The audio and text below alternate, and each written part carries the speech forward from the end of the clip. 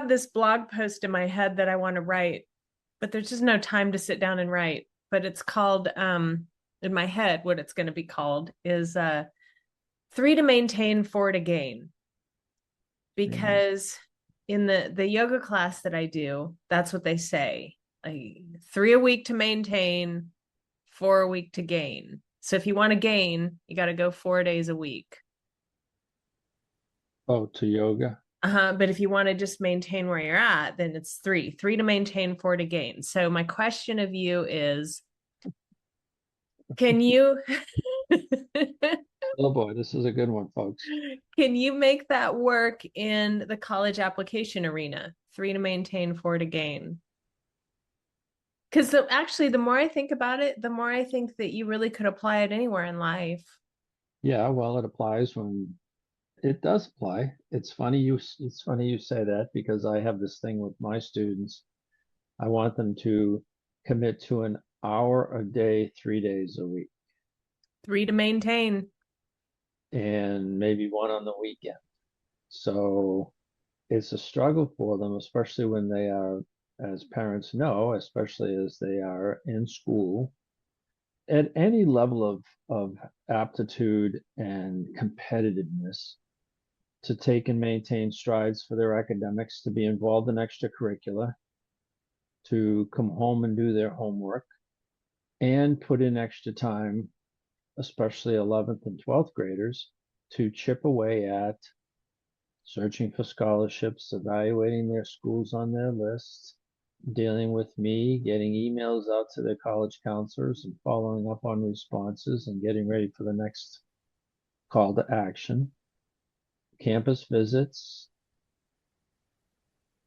getting into the Asking for summer. letters of recommendation and then following up on those and getting the teachers all the information that they need in order to write an effective and accurate one. Yep. And doing their Common App. So there's a lot to be done. And if they do an hour a day, 3 days a week, and maybe an extra on the weekend, then they're going to be ahead of it. I had a mother who called me. I don't know if I mentioned, might have been someone else I was talking to. I was on my way to a networking event where I was going to do a table and, all that song and dance, which I love. And the mother texted me that her son was on the ledge because he didn't know how he was going to do his hour a day, 3 days a week. So I called her sitting in the parking lot before I go in the venue, and I'm talking to her and I'm saying, Mom, number one, yes, he's unique. He's an A type boy, which is unique. Most girls are A type, wound like a rubber band doing things like crazy. And I said, it's only a guide.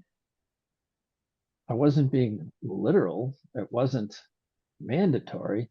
It was to get him to think that way. So he was taking it literally. I got to do an hour a day, 3 days a week on this stuff that Tom's giving me. So I actually talked to him later in the afternoon or later in the evening. And I said, have you ever watched the movie Pirates of the Caribbean? And Captain Barbossa says, parlay is only a guide. My 3 days a week, an hour a day is a guide to get you doing things. So yeah, you got to stay ahead of it. I mean, it's like anything else. When you're in business, when you're in sales, you got to keep up with your pipeline. You got to know who's on the fence, who's saying no, and it makes all of this. If you're listening, parents, all of this doing it now and in the summer, maybe take July off, but in the summer and August makes the senior year a hell of a lot smoother. Mm-hmm.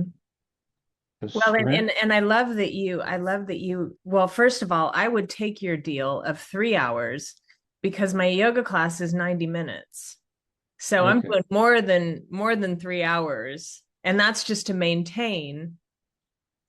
But the thing is if you want to gain, if you want to get ahead, stay ahead, you really do need that little extra push. And you can't get to where you're going unless you continue taking one step in the direction of where you're trying to get. And that's just a fact of life. That's called being organized. That's called having a schedule. And then I have one student that I created a spreadsheet because he wasn't doing anything. And the spreadsheet is to put all of your assignments, all of your schoolwork, everything on your list and have a created date, a due date, a completed date, and a description. And we call it a follow-up report. We call it a CRM system or whatever the case you want. Or a PIP. Kids don't have that, and some are very attentive and some aren't. Yeah, I mean, if it's an hour, 2 days with an extra once in a while, that's success. It's just because a student trying to sit down, as well as I do, when you try to sit down and you want to cram 5 or 6 things into one short period of time, very quickly, I'm doing something else because I can't get it done. And it really is, the college application process really is, how to eat an elephant. And how do you eat an elephant? Well, I would eat it one bite at a time, but yeah, one bite at a time. It's like playing a par five golf hole, and you're not going to get, unless you can hit it 400 yards off the tee, you're not going to get there. And sometimes it takes a little bit of extra chipping away to get there. Yeah. Or like me, you pick up and walk, and I'll meet you at the green. Or you could do best ball. I did that this past weekend when I was playing with my son. He hits the bleep out of it, and I said, I'll play his. Yeah. I like best ball. That's my best game. Yeah. Yeah, well, I kind of thought maybe you'd help me bring this home because I was thinking about ways to apply this to my students. And I wanted to write it and I wanted it to be a really good piece of writing, but I think the discussion here is good enough. So thank you for that.